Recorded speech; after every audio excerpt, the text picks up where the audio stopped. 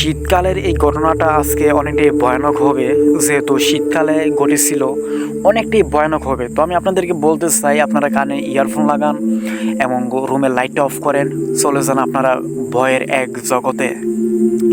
তো ঘটনাটি শীতকালে ঘটেছিল, আরও কয়েক 6-7 বছর আগের ঘটনা। তো ঘটনাটি ঘটেছিল আমার কয়েকটা বন্ধুবান্ধবের সাথে।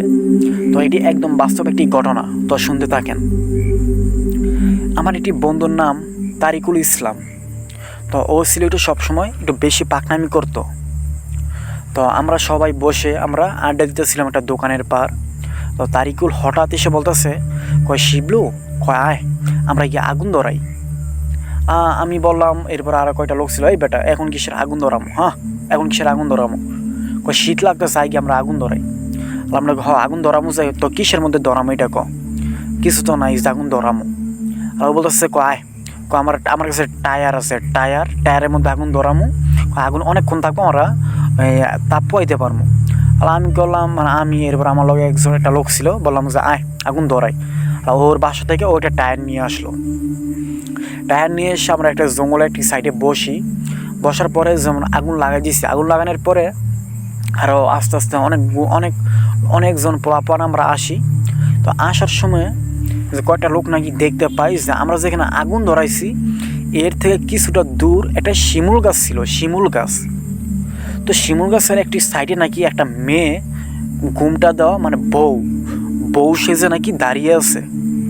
ওরা দেখা এখানে আই বলতেছে, এই আয় ওইখানে আমরা একটা বউ দেখছি, একটু কয়টা মেয়ে দাঁড়ায় আছে। তো এই কথাটা বলছে সাকিব নামে একটা ছেলে, এইটা আমাকে এসে বলছে। তো বলার পর আমরা কই গেলাম, যাওয়ার পরে সবাই গেলাম, দৌড়ে গেলাম, কই গিয়া তো এখানে কিছুই পাই নাই। তো এত রাতে একটা মেয়ে দাঁড়ায় থাকবো একটা শিমুল গাছের নিচে, কেমন এটা ভাবতে কেমন লাগে। এরপর আমরা ওইখান থেকে চলে আসলাম। আসার পরে যেমন খাওয়া দাওয়া করে যে যার মতো শুয়ে আছি।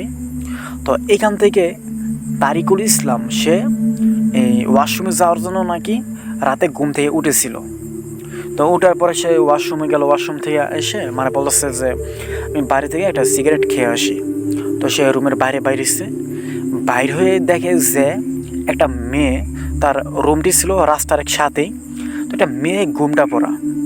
তো ওইটা মেয়েটি নাকি রাস্তার একটি সাইডে নাকি দাঁড়ায় আছে। তো সে বলতেছে, কে এখানে কে? এত রাতে একটা মেয়ে, এখানে কে? এরকম একটা শব্দ করছিল। তখন নাকি ওই বউটি, মানে এই মেয়েটি নাকি এইভাবে তাকাইছে তার দিক। তাকানোর পর ও যেটা দেখতে পায়, এটা দেখার জন্য ও একটুও রাজি ছিল না। কারণ ও দেখে মেয়েটির এক সাইড পুরা আগুনে পুড়ে গেছে, পোকায় কিলিমিলি করতেছে, কেমন বাজে, কেমন দেখতে, কতটা ভয়ানক দেখতে। তখন সে তার দিকে তাকাই আছে। তাকানোর পরে সে সাথে সাথে জ্ঞান হারিয়ে ফেলে। তখন সকালে উঠে দেখে সে তার রুমের ভিতরও, তার সাথে বা ওর পাশে অনেক লোক। তো এখানে বলছে যে এখানে কী হয়েছিল, রাতে তোর সাথে কী হয়েছিল, সব ঘটনা খুললা পর। এরপর সমস্ত সব কথা বলছে।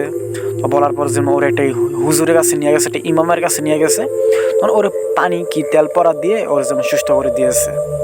তো ঘটনাটি এতটুকু বাস্তব ঘটনা যেহেতু, তো আপনারা আমাকে ঘটনা শেয়ার করতে পারেন।